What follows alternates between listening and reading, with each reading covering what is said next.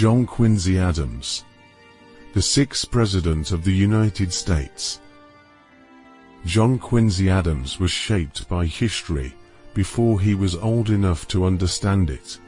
Born into revolution, raised among diplomats, and tested by politics, he would become one of the most intellectually prepared presidents the United States ever produced, and one of the most misunderstood.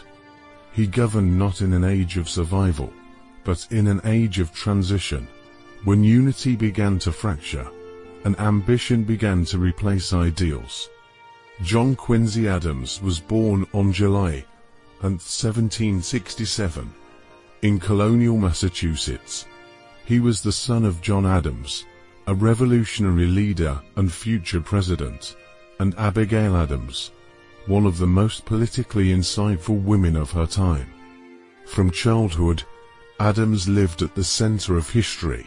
At just 10 years old, he accompanied his father on diplomatic missions to Europe, crossing the Atlantic during wartime, and witnessing the fragile struggle for American independence firsthand.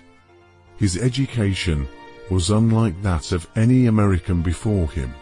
Adams studied in France, the Netherlands, and Russia, becoming fluent in multiple languages and deeply immersed in diplomacy before reaching adulthood.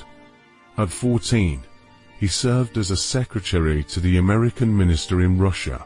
While other children studied textbooks, Adams studied empires. Returning to the United States, he graduated from Harvard College and entered law, but diplomacy soon called him back. John Quincy Adams became one of America's most effective early diplomats. He represented the United States in the Netherlands, Prussia, Russia, and Britain, earning a reputation for discipline, intellect, and unyielding negotiation. His greatest diplomatic achievement came in 1814, when he helped negotiate the Treaty of Ghent, ending the War of 1812 and preserving American sovereignty without territorial loss. Later, as Secretary of State under James Monroe, Adams shaped the future of American foreign policy. He played a central role in defining U.S. borders, securing Florida from Spain, and crafting the principles that would become the Monroe Doctrine. By the time Adams sought the presidency, he was widely regarded as the most qualified statesman in the nation.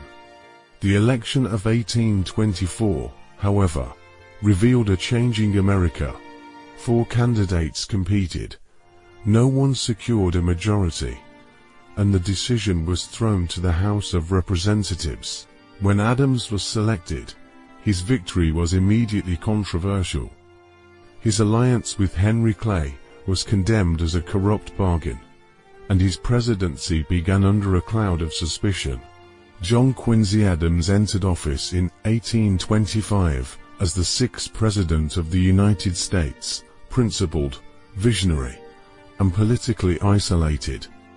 He believed the federal government should actively support education, science, infrastructure, and national development. He envisioned universities, observatories, roads, and canals strengthening the republic. But Adams governed ahead of his time. Congress resisted his proposals. Political opponents mobilized against him. Public hostility grew louder. Unlike many presidents, Adams refused to campaign for popularity. He believed leadership required moral conviction, not applause.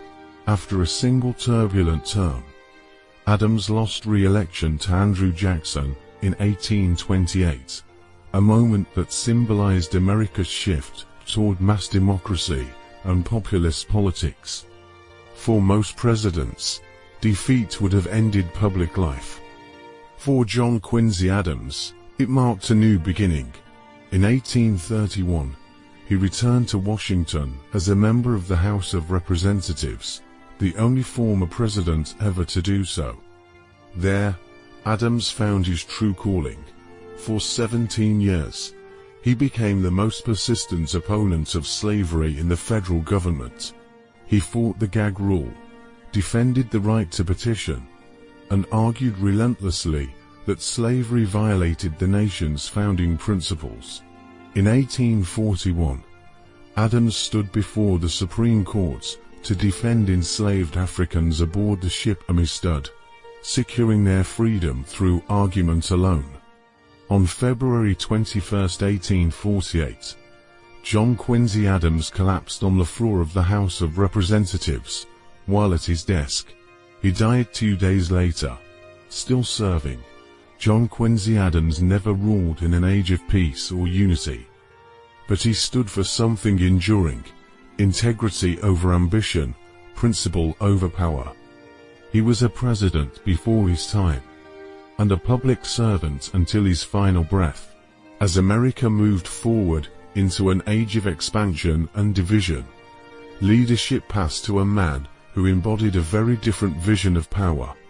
The nation now turned to its 7th president, Andrew Jackson.